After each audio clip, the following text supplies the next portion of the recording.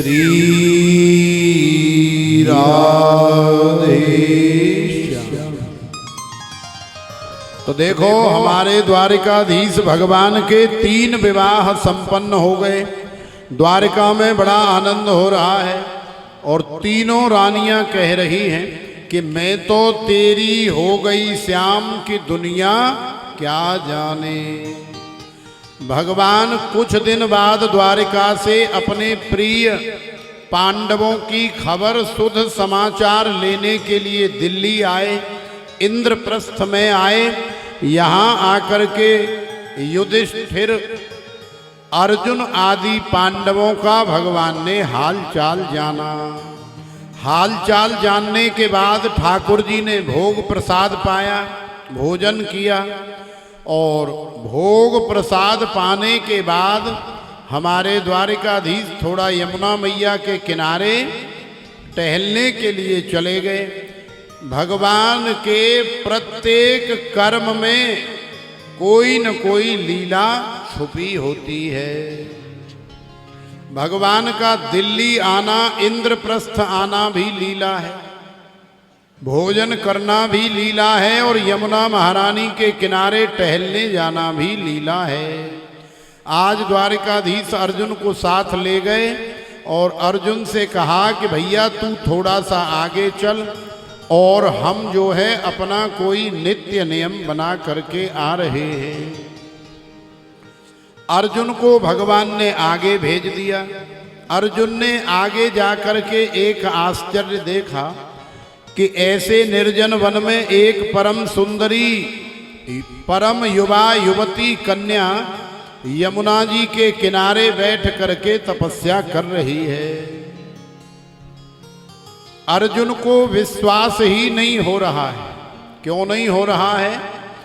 क्योंकि भैया परम रूपवती कन्या हो, युवा हो, तो ऐसी कन्या को निर्जन वन में बैठ करके तपस्या करने के लिए ना तो वेद भगवान का आदेश है, न पुराण भगवान का, न शास्त्र भगवान का और ना ही किसी धार्मिक ग्रंथ भगवान का आदेश है।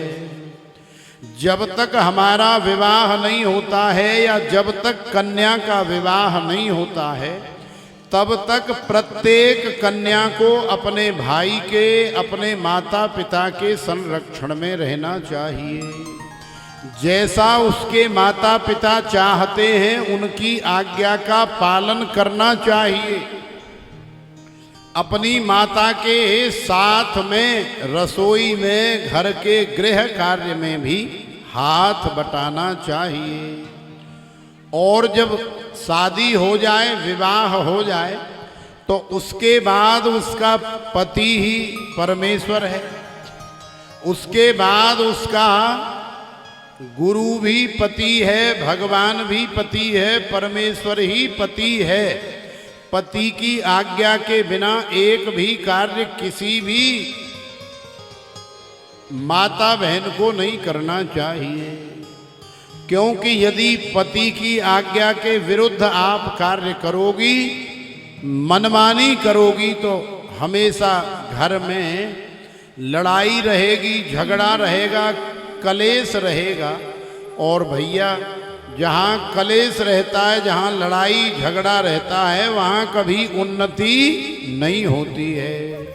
क्योंकि जहाँ सुमत तहाँ संपत नाना, जहाँ कुमत तहाँ विपते निधाना। इसलिए विवाह के बाद पति की आज्ञा के अनुसार हमें चलना चाहिए। अरे घर का कार्य करो, बाल बच्चों का कार्य करो, फिर भी यदि समय बच रहा है तो अपने घर के मंदिर में पाठ करने बैठ जाओ, पूजा करने बैठ जाओ।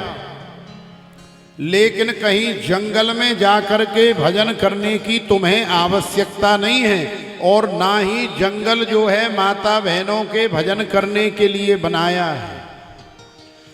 लेकिन भैया यहाँ तो परम युवा, परम सुंदरी, रूपवती, गुणवती कन्या को जब अर्जुन ने देखा तो अर्जुन को इतना आश्चर्य हो रहा है कि आखिरकार ये है कौन और कर क्या रही है।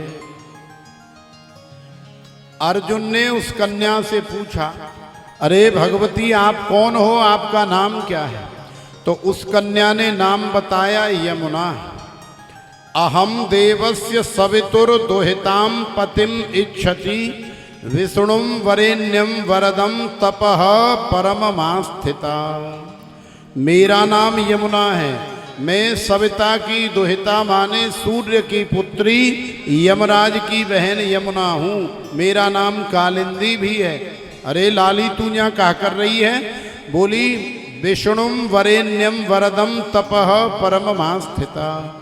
मैं बड़ी आस्था, बड़ी श्रद्धा, बड़े भाव के साथ, बड़े परिश्रम पुरुषार्थ के साथ मैं कठोर साधना तपस्या कर रही हूँ। क्यों कर रही है? क्योंकि मुझे भगवान विष्णु का, श्री हरि का, द्वारिकाधीश का वर्ण करना है। मुझे भगवान के साथ विवाह करना है। अर्जुन ने डराया धमकाया, अरे बाबरी है गई, हमारे द्वारिकाधीश के तो पहले से ही 3 विवाह है राखे हैं। अरे तू चौथी वहां जाए के कहा करेगी भाई? संसार की हालत, संसार की स्थिति तू देख नहीं रही है कैसी है? काऊ को एक ब्याह है जाए तो एक ही पत्नी नाए संभाली जा रही, महाराज वही पानी पिला देती है, वही जीवन भर नाच नचवाती है, वही जीवन भर मछली की तरह तुम्हें फड़फड़ाती है, बिल बिलवाती है। तो एक ही पत्नी नहीं झेली जा रही, और यदि किसी की 2 हो जाए तो फिर तो महाराज कहना ही क्या है। फिर तो इतकू कुआ और इतकू खाई, कितकू जाऊं मेरी आफत आई। तो अर्जुन ने यमुना को डराया, लेकिन भाव सच्चा हो, आस्था पक्की हो, दृढ़ निश्चय हो, दृढ़ संकल्प हो कि नहीं मुझे ये काम करना है तो करना है, चाहे कुछ भी हो जाए। यमुना महारानी पीछे नहीं हटी, यमुना जी का भाव कम नहीं हुआ, यमुना जी की श्रद्धा द्वारिकाधीश के प्रति कम नहीं हुई। अर्जुन समझ गए कि पीछे हटने वाली नहीं है। द्वारिकाधीश के पास गए, जा कर के सब बताया तो द्वारिकाधीश को अर्जुन ले करके चले आए। इधर से यमुना जी का हाथ पकड़ा, इधर से द्वारिकाधीश का पकड़ा, दोनों का हाथ एक दूसरे के हाथ में पकड़ा करके मंगलम भगवान विष्णु मंगलम गरुड़ध्वज मंगलम पुंडरीकाक्ष मंगलाय तनु हरि। मंगल कर दिया महाराज, विवाह हो गया, पाण ग्रहण संस्कार संपन्न हो गया। कालिंदी यमुना को लेकर के द्वारिकाधीश द्वारिका में गए, भगवान का चौथा विवाह संपन्न हो गया। एक उज्जैन देश के राजा हैं जिनका नाम है विंद और अरविंद। विंद अरविंद की एक बहन है जिसका नाम है मित्र वृंदा। तो मित्र वृंदा के साथ में भगवान का 5वां विवाह संपन्न हो गया। एक हैं कौशल नरेश नग्नजित, जिनकी बेटी का नाम है सत्या देवी। तो सत्या देवी के साथ भगवान का 6वां विवाह संपन्न हो गया। एक हैं श्रुत कीर्ति, जिनकी बेटी का नाम है भद्रा। तो भद्रा के साथ में भगवान का 7वां विवाह संपन्न हो गया। एक हैं हमारे मद्र नरेश, जिनकी बेटी का नाम है लक्ष्मणा। तो लक्ष्मणा के साथ भगवान का 8वां विवाह संपन्न हो गया। तो अब हमारे ठाकुर जी के कितने विवाह हो गए? अब हमारे कन्हैया के द्वारिकाधीश के पूरे 8 विवाह संपन्न हो गए। और वैसे हमें कितने विवाह करा रहे हैं भगवान के? कितने? 1000 और? हाँ, तो देखो अभी हमें द्वारिकाधीश के 16,100 विवाह और कराने हैं। तो भैया ये 16,100 विवाह कैसे होंगे? कम से कम साल भर तो लगेगी ना कराने में। तो साल भर की लंबी चौड़ी कथा करो, फिर धीरे धीरे 10-20 विवाह रोज कराते रहेंगे और खूब आनंद होता रहेगा। तो प्रेम से बोलो राधे राधे। तो देखो कथा आती है कि ये जो भूमि है ना जिसके ऊपर आप बैठे हैं, इसका एक बालक है जिसका नाम है भौमासुर। भौमासुर स्वभाव से, कर्म से, शरीर से दुष्ट है, राक्षस है, तपस्वी है, लेकिन राक्षस है। राक्षसों के जो संकल्प होते हैं महाराज वो थोड़े से उल्टे सीधे से ही होते हैं। भौमासुर के मन में संकल्प हो गया कि दुनिया की सारी परम सुंदरी कन्याओं के साथ केवल मेरा ही विवाह होगा और किसी का विवाह नहीं होना चाहिए। तो आज 1-1, 2-2, 4-4, 10-10, 20-20 करके भौमासुर ने कन्याओं को इकट्ठा करना प्रारंभ कर दिया। और जब नारद जी को खबर लगी, नारद जी द्वारिका में द्वारिकाधीश का हालचाल लेने के लिए गए।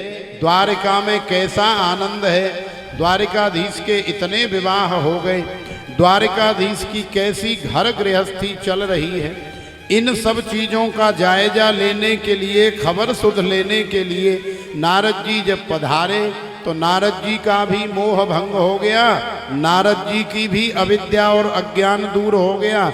और इधर नारद जी ने द्वारिकाधीश को खबर दे दी कि महाराज भूमि का पुत्र भौमासुर जो है हजारों कन्याओं को इकट्ठा कर लिया है और अनर्थ होने वाला है। यदि आपके रहते हुए आपके राज में ऐसा हो जाएगा कि 20,000 कन्याओं के साथ केवल एक ही आदमी विवाह करेगा तो महाराज 19,999 तो फिर रड़ुआ रह जाएंगे कि नहीं? भाई जा रहे गांव में भी बहुत सारे रड़ुआ रह गए होंगे जिनका ब्याह हुआ ही नहीं, और फिर बाद में वो कह रहे होंगे कि हमने तो विवाह किया ही नहीं, महाराज हमने शादी ना करी। अरे भैया तुम शादी कहां से करोगे, ओवर एज हो गए थे। और जब आदमी ओवर एज हो जाता है तो न फौज लेती है, न पुलिस लेती है, और ना ही शादी होती है। तो हर कार्य समय सीमा के अंदर होता है, वही अच्छा लगता है। हर कार्य मर्यादा के अंदर होता है, वही अच्छा लगता है। तो नारद जी ने कहा कि एक ही राक्षस यदि 20,000 कन्याओं के साथ अकेला विवाह करेगा तो महाराज कन्याओं की तो बड़ी कमी आ जाएगी। फिर तो गांव गांव कम से कम हर गांव में, हर नगर में, हर शहर में लगभग 75% रड़ुओं की भरमार हो जाएगी और बाकी 25% विवाह होंगे, बाकी 75 तो वैसे ही डोलेंगे। तो द्वारिकाधीश ने कहा कि अच्छा ऐसी बात है तो चलो देखते। द्वारिकाधीश छोटी सी सेना की टुकड़ी लेकर के आए और भौमासुर के साथ में द्वारिकाधीश का युद्ध हुआ। भगवान द्वारिकाधीश ने भौमासुर को पछाड़ दिया और सेना ने सेना को पछाड़ दिया। सबकी गोविंदाय नमो नमः हो गई। द्वारिकाधीश ने कन्याओं को आजाद कर दिया, कह दिया कि जो जहां से आई है वो अपने घर चली जाए। लेकिन कोई भी कन्या घर जाने के लिए तैयार नहीं।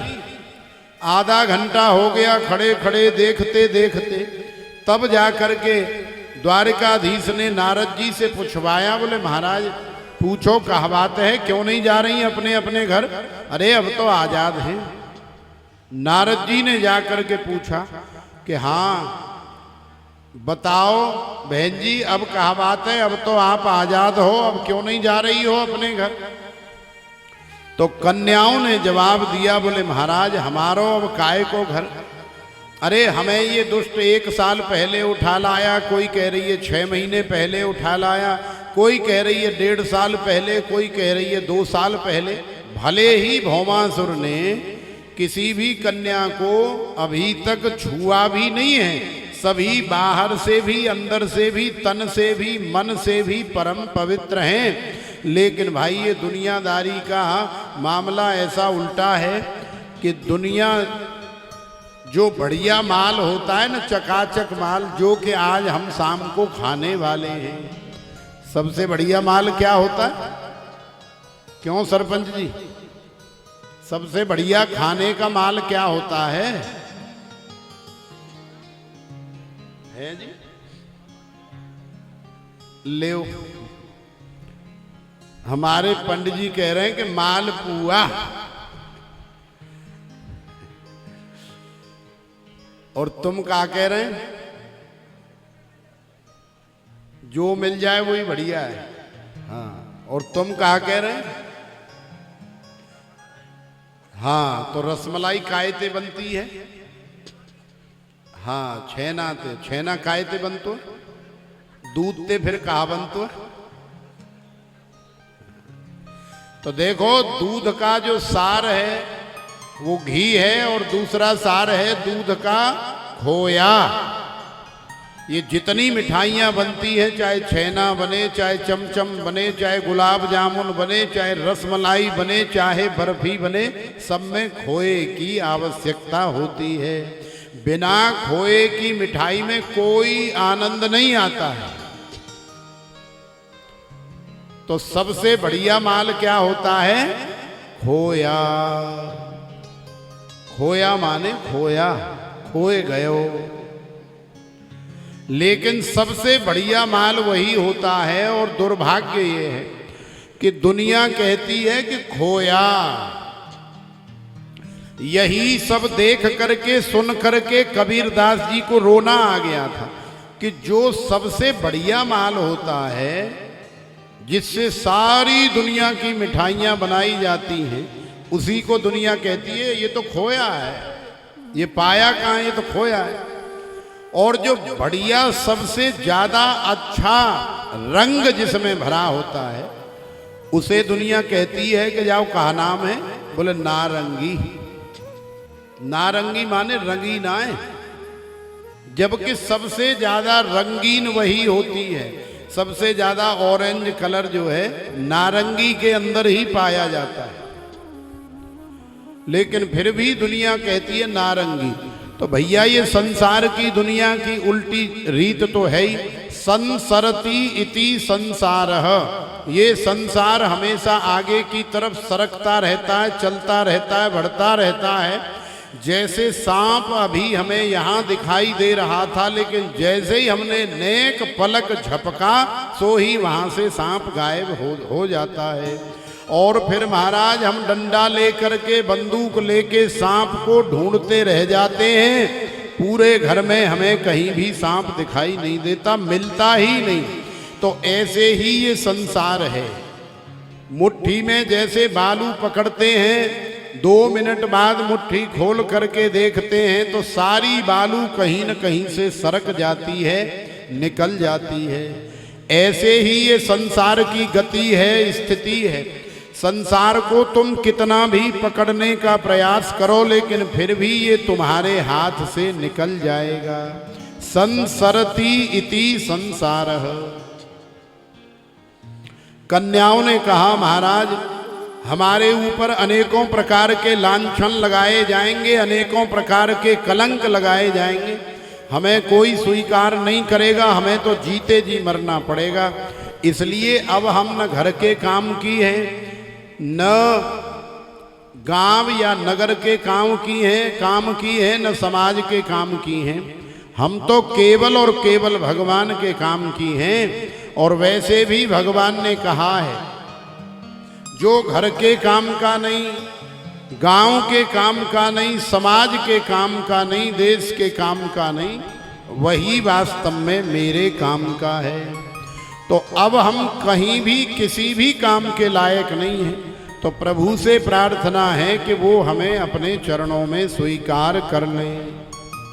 नारद जी ने जाकर के कहा तो भगवान ने कहा, बाबरे है गए हो नारद, अरे देख नहीं रहे हो महाराज कितनी फौज बैठी है इनकी, हमारे तो पहले से ही 8-8 है राखे, तुमने तो गिनती भी ना करी, अरे जरा गिनती करके तो आओ। तो नारद जी ने गिनती करके बताई, बोले महाराज ये कन्याएं हैं 16,100। तो द्वारिकाधीश ने कहा कि फिर क्या करें? तो नारद जी ने कही कि प्रभु कल्यो होएगी सो देखी जाएगी। तो सारी कन्याओं को लेकर के द्वारिकाधीश द्वारिका में गए और फिर एक साथ 16,100 कन्याओं के साथ पाण ग्रहण संस्कार संपन्न किया। भगवान ने उन्हें भी स्वीकार कर लिया। हृदय में यदि पवित्र भाव हो, तन में भी पवित्रता हो, मन में भी पवित्रता हो, तो ठाकुर जी हमें स्वीकार कर लेते हैं। भगवान ने 16,100 एक साथ स्वीकार कर ली और 8 विवाह भगवान के पहले से हो गए। तो अब कितने हो गए सरपंच जी? 16,108 विवाह भगवान के संपन्न हो गए। तो है गए कि ना 16,108 ब्याह? कथा समझ में आई कि नहीं आई? अब इससे पहले भी तुमने कभी 16,108 विवाहों की कथा सुनी?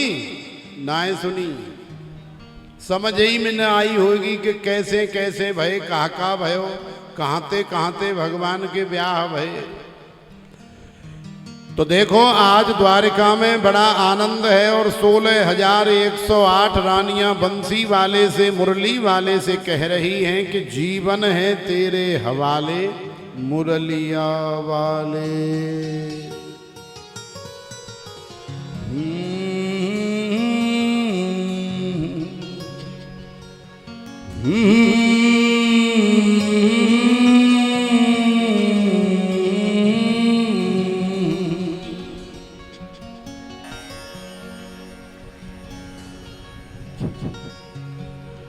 जीवन है तेरे हवाले मुरलिया वाले, जीवन है तेरे हवाले मुरलिया वाले, जीवन है तेरे हवाले मुरलिया वाले, जीवन है तेरे हवाले मुरलिया वाले, जीवन है तेरे हवाले मुरलिया वाले, जीवन है तेरे हवाले मुरलिया वाले।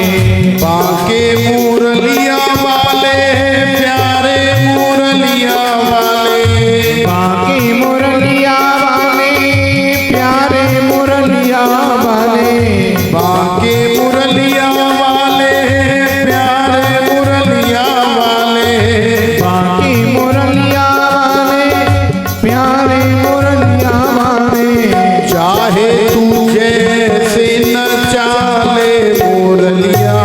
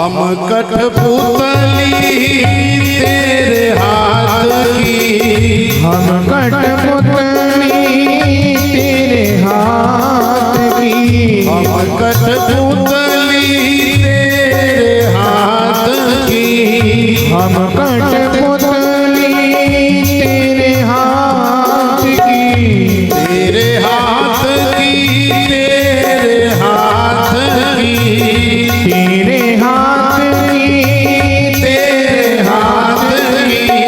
चाहे तुझे से न चाले मुरलिया वाले, चाहे तुझे से न चाले मुरलिया वाले, जीवन है तेरे हवाले मुरलिया वाले, जीवन है तेरे हवाले मुरलिया वाले।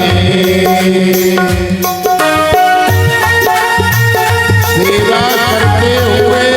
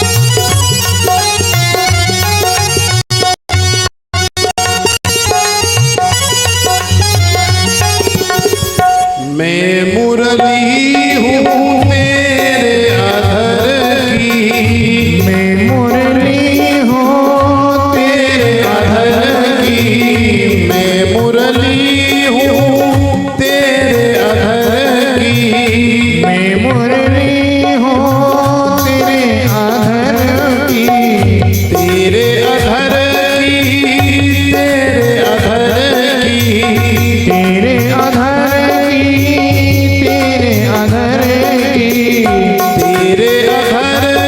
की, तेरे अधर की।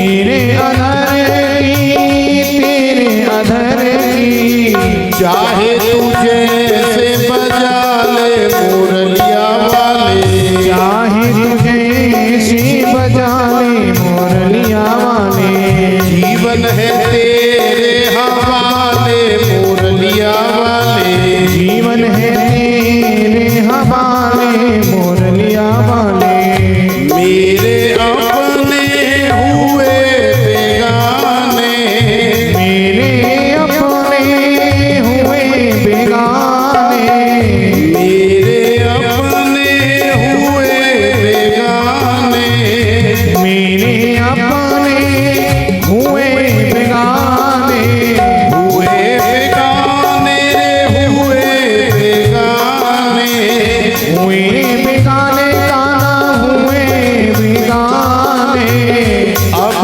तू ही अपना ले मुरलिया वाले, अब तू ही अपना ले मुरलिया वाले, जीवन है तेरे हवाले मुरलिया वाले, जीवन है तेरे हवाले मुरलिया वाले।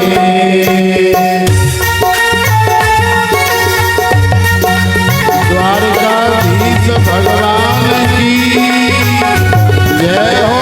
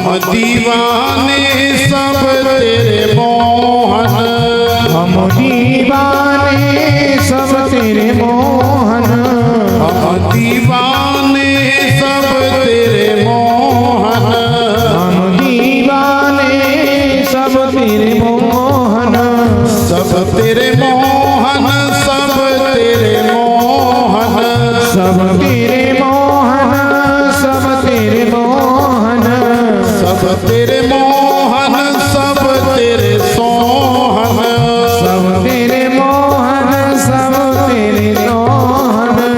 वृंदावन में बुला ले मुरलिया वाले, वृंदावन में बसा ले मुरलिया वाले, वृंदावन में बसा ले मुरलिया वाले, वृंदावन में बसा ले मुरलिया वाले।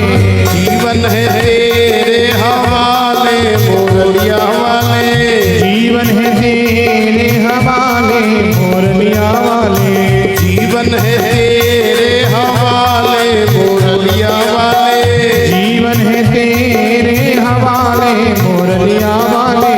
बाके मुरलिया वाले प्यारे मुरलिया वाले, बाकी मुरलिया वाले प्यारे समरिया प्यारे, बाके मुरलिया वाले प्यारे मुरलिया वाले, बाकी मुरलिया वाले प्यारे समरिया प्यारे।